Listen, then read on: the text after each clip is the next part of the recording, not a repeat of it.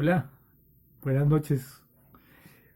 Bueno, este es otro videito que tiene que ver con algunas cosas que nosotros o que yo vivía dentro de lo que fue mi niñez y mi juventud y mi adolescencia, digámoslo así.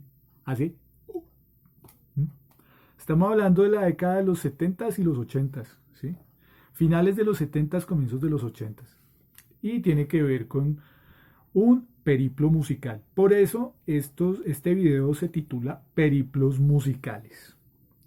Ese periplo musical básicamente me lleva a hablar de casi todo el tema del video, del rock, ¿sí? Que si esto, que si aquello, que este es mejor, que este es peor, no, sencillamente eh, es lo que se vivió o fue lo que se vivió, ¿sí? Mi inicio en la música realmente tuvo que ver con las tareas que nos ponían en el colegio, ¿sí? De cantar canciones, pero sin embargo nos ponían, mis profesores eran nacionalistas, creo, tenían una visión un poco nacionalista. Entonces nos ponían música colombiana, ¿sí? Entonces nos ponían a cantar los guaduales, llamarada, sobre todo canciones de Jorge Villamil, ¿sí? Yo sé que ustedes no saben quién era Jorge Villamil, pero si quieren echarle una buscada por ahí, él compuso varias canciones de música colombiana que fueron muy populares. Y esas eran las canciones que uno pues cantaba en el colegio, sí, cuando tenía que es que tienes que cantar una canción, entonces, por favor. Entonces uno cantaba eso, ya, no sé qué, ta, ta. Pero entonces el gusto de la música como tal, esa cosa que a uno le mueve, le simbra todos los huesos, sí, literal. eh, para mí fue el rock, sí, porque resulta que, pues, lo primero que escuché en ese sentido de rock fue pues los Rolling Stones, un señor llamado Rod Stewart, un cantante escocés, que ya es pues casi que de la tercera edad, ¿no? Pues todavía anda por ahí cantando. Y obviamente Queen, ¿sí? De Queen no voy a hablar nada porque realmente pues ustedes vieron Bohemian Rhapsody y pues ya saben todos y todo el mundo dice que es Freddie Mercury es una leyenda. Yo creo que la película se quedó corta. Creo que Freddie Mercury es mucho mejor o era mucho mejor de lo que pintaba la película. Pero bueno, eso es otro cuento. Entonces resulta que ya refiriéndome a eso, estaba Rod Stewart, ¿sí? Rod Stewart entonces cantaba una canción ahí de que tú crees que yo soy sexy, se llamaba, ¿sí? Y entonces el coro era cha, na, na, na, na. Y entonces todos en el colegio cantábamos. En esa época, como no estudiábamos inglés, simplemente lo que entendiéramos de oído, ¿sí? Entonces ahí uno se inventaba y terminaba cantando la canción y uno no sabía ni qué decía. Entonces Rod Stewart, ese fue pues el primer señor que yo escuché que cantara rock, ¿sí? Pues obviamente los Rolling Stones, que en esa época y en los años sucesivos, hasta ahora inclusive, han sacado varios éxitos. En esa época era Painted Black, que era una canción que daba durísimo, que la gente le encantaba.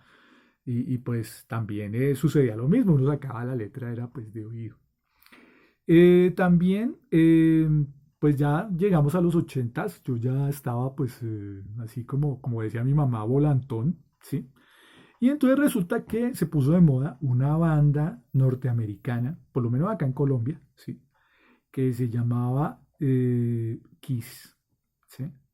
La banda de Gene Simmons, los muchachos que se pintaban la cara de blanco con estrellas negras y que uno parecía, uno llamaba Starman, el otro parecía un gato, etcétera, etcétera. Y el líder, Gene Simmons, tenía particularmente una lengua muy larga y él la sacaba durante los conciertos. Entonces, pues realmente era impresionante y había una cantidad de leyendas urbanas frente a eso diciendo que inclusive Gene Simmons se había mandado poner una extensión de lengua de murciélago para que le quedara más larga. Imagínense, un, bueno, que se ponía un pedazo de lengua de murciélago, ¿no? Eso es un poco enfermo. Pero bueno, eso era lo que se hablaba en esa época. Entonces, las canciones de Kiss, I was made in love for baby, na, na, na. Eso era pues súper popular. Y era tan popular que imagínense ustedes que en los pupitres del colegio siempre se marcaban con el anagrama de Kiss. Si llegaba uno, empezaba con el espero. Y obviamente después tocaba lijar el pupitre y dejarlo perfecto. Sin embargo, ¡ah, miren cómo se tiran los pupitres! No sé qué. Pero eso es otro tema. Volviendo a eso. Volviendo ya al rock, ¿sí? A esos años 80. Generalmente, y el gusto se volvía aún más, digámoslo así, más asiduo, porque en televisión presentaban programas muy relacionados con eso. Había, por ejemplo, en las noches, los jueves, en las 11 de la noche, yo chiquito y viendo televisión a esa hora, bueno, en fin, el Midnight Special, que era un programa de música, obviamente de rock. Ahí empecé a ver las primeras bandas. Allá también vi otro grupo llamado Boney M con The Rivers of Babylon, que fue muy, muy importante, ¿sí? Era muy popular, era más de todo como rondando el pop, ¿sí? También ahí vi los primeros videos de Bob Marley, que aquí en Colombia en esa época nada. Bob Marley creo que empezó, fue como a tener fuerza, fue cuando ya él murió y se empezó a hablar ya del rastafarismo y la gente empezó a viajar a San Andrés ya en los 80s y ya empezó a tener un poco más de difusión. Y entonces, definitivamente, ahí se supo, pues, se empezó a manejar eso. Luego apareció otro programa llamado Los 10 Mejores de la Música, que hacía un conteo semanal de las canciones más populares en diferentes listados norteamericanos e ingleses. Entonces, eran las canciones de moda, ¿sí? Entonces mostraba las 10 canciones más importantes. Eh, También Oro Sólido, que lo daban los fines de semana, que era también de un conteo, era un programa norteamericano muy bueno, con bailarines y todo ese cuento, muy chévere. Y pues obviamente las infaltables emisoras, Radio Fantasía, Caracol Estéreo, 88.9 y otras que empezaron a salir con contenido de rock, ¿sí? Muy bacano, era muy chévere esa época, por eso los 80 son inolvidables, no porque yo lo haya vivido, sino porque en realidad fue muy bueno. Bien, sin embargo, por ser periplo musical, nosotros no podemos negar que en el fondo tenemos ese sustrato latino, ¿sí? De que tenemos lo tropical a flor de piel. Hasta los más rockeros tienen ese sustrato. ¿A qué me refiero? A que nosotros no podemos negar que en una fiesta hemos bailado un vallenato, que también hemos tirado paso por allá con una salsa y obviamente también hemos gritado o cantado a grito herido una canción de Pastor López. ¿Sí? Eso es innegable. Eso es el oye traicionera donde yo me muera, bueno, qué sé yo. Y oye bonita, cuando me estás mirando, yo siento que mi vida cubre todo tu cuerpo. O dime pajarito, ¿por qué estás tan triste? Esas eran canciones muy populares en esa época, ¿sí? Nosotros, pues, existían las minitecas, que eran fiestas que se organizaban en las salas de las casas de nuestros amigos. Aquí en la casa se hicieron dos fiestas muy buenas, dos minitecas excelentes, que iban de 3 de la tarde a 9 de la noche. Y ahí pues nosotros bailábamos y bailamos toda esa música, pero no ahí no se escuchaba rock, ¿sí? Entonces, sin embargo, por ahí en algunas fiestas ponían un rockcito ahí como medio popular y entonces comenzábamos a hacer el pasito cachaco, que ese era el de la época, ¿sí? Nada que ver con los perreos de ahora, ¿sí? Eso nada que ver, sino era un pasito ahí todo extraño de dar un paso para atrás, dos hacia adelante, uno para atrás y así. Bien, negar el sustrato latino no tiene sentido. Hasta en los fines de año nosotros bailamos con la tía que le encanta la música de balneario, como dicen, es decir, así la musiquilla tropical, entonces eso es innegable. Sin embargo, volviendo al rock, a esa música muy chévere, en esa época, ya en los ochentas, comienzan a aparecer bandas, pues para mí, como The Police, con Sting en Every Breath You Take. Obviamente, pues aparece también Phil Collins, que era el baterista de Genesis y que se volvió solista, tipo también que la rompió con muchas canciones. Eric Clapton, que era un guitarrista virtuosísimo y que pues después se volvió cantante también. Entonces, esas son, pues, del rock británico se vuelve algo muy, muy destacado. De las canciones o de la música norteamericana, se vuelve un poco más pop, ¿sí? Porque resulta que, obviamente, aparece Michael Jackson, que pues para mí realmente en esa época a mí Michael Jackson no me gustaba. Yo era más rockero, entonces Michael Jackson tenía un ala más pop, era más enfocado hacia un público más liviano, de gustos más livianos. Entonces, para mí era un cantante que hacía unos videos espectaculares, nada más. Que yo me pusiera a cantar ahí como un loco las canciones de Michael Jackson, no. Bailar una canción de Michael Jackson, no. De hecho, había un compañero en el colegio que se la pasaba imitando los pasos de Michael Jackson y lo hacía muy bien. Pero no, a mí la verdad no me gustaba eso.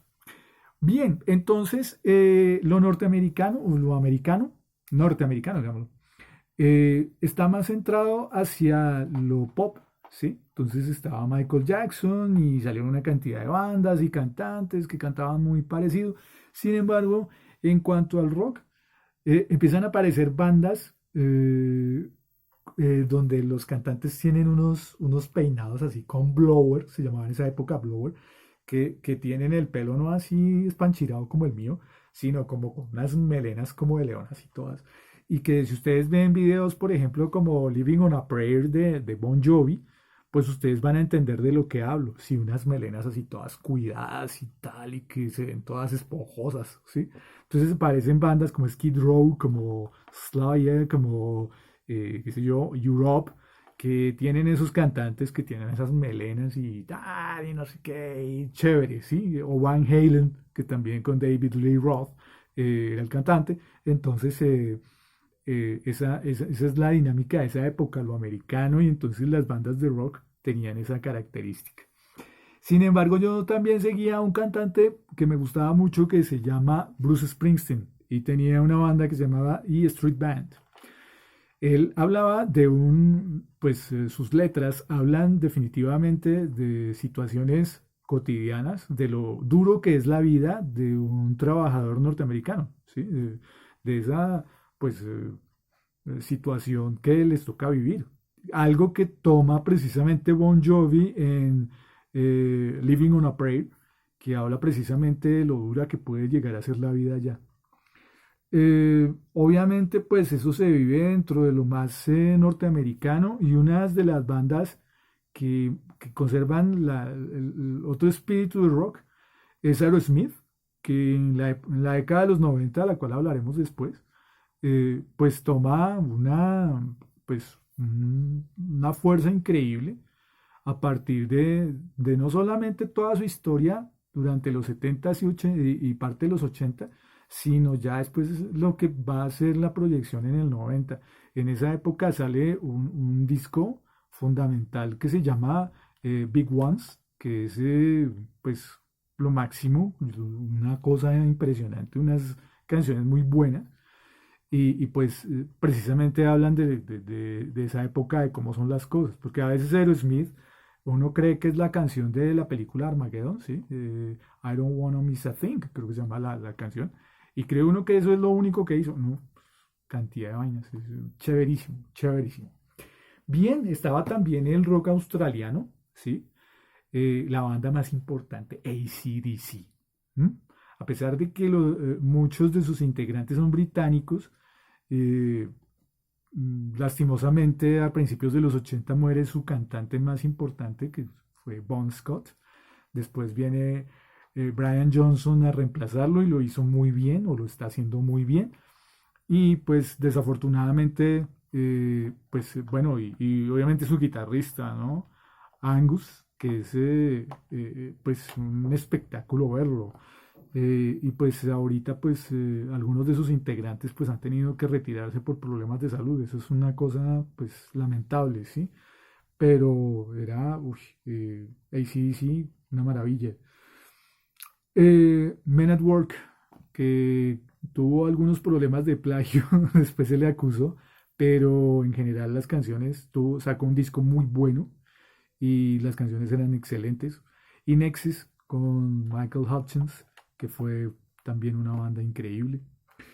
Y pues así varias bandas, grupos que fueron saliendo, también, bueno, de ya norteamericanos volviendo un poco, R.E.M., que fue impresionante en los 80s y los 90s, fue una cosa tremenda. Y así por el estilo. Entonces, esa fue como el periplo de los 80s en mi caso. ¿Sí? Obviamente mezclado con las minitecas, donde se bailaba vallenato, donde se bailaba, se echaba paso de salsa, y pues obviamente los diciembres que musiquita de Pastor López, todo eso que aparecía en los discos de los 14 cañonazos y otros similares, en donde uno simplemente tiraba paso sin saber nada, pero lo hacía. En esa época también sonaba una cosa llamada el Cuarteto Imperial, que era muy bueno. Bien, en esa época entonces se escuchaba la música en radiolas, en equipos de sonido, obviamente los vinilos, ¿sí? Los vinilos, sonido del vinilo increíble. Luego llegan los cassettes, que pues fueron precisamente Walkman y cassette, eran como pan y mantequilla, como decía Forrest Gump, ¿sí? Es decir que Walkman era como una grabadorcita que uno podía llevar amarrada al cinto y con unos audífonos y podía llevarlo a cualquier lado. Si vieron Guardianes de la Galaxia, lo que tenía Star-Lord al principio, esa era un Walkman, ¿sí? Entonces él podía o escuchar música o se podía oír música a través de un cassette. Y posteriormente aparece el CD a finales de los 80s y pues ya aparece, ya es otra dinámica musical diferente, porque ya en los 90s sale ya el Discman, ¿sí? El Discman, y pues eso ya es otro cuento. Mis amigos, este fue mi andar por la música durante la década de los 80. Entonces, yo les agradezco mucho. Esta fue un pequeño compartir de mis experiencias musicales de los años 80, partecita de los 70, pero sobre todo los 80. Ya llegará otro video donde tendremos que hablar del grunge, tendremos que hablar de la música de los 90, el tropipop y otra cantidad de cosas que pues hacen parte de lo que fue la vida durante esa década tenebrosa que fueron los 90 acá en Colombia, donde a la par de los sonidos que se producían en una fiesta, estaban los sonidos de las bombas, pero esas son historias que se verán después y que pues necesariamente no tienen por qué ser tristes. ¿Ok? Muchísimas gracias, muy amables por su atención. Un saludo a todos y muy, muy amables. Tengan un feliz fin de semana. Chao.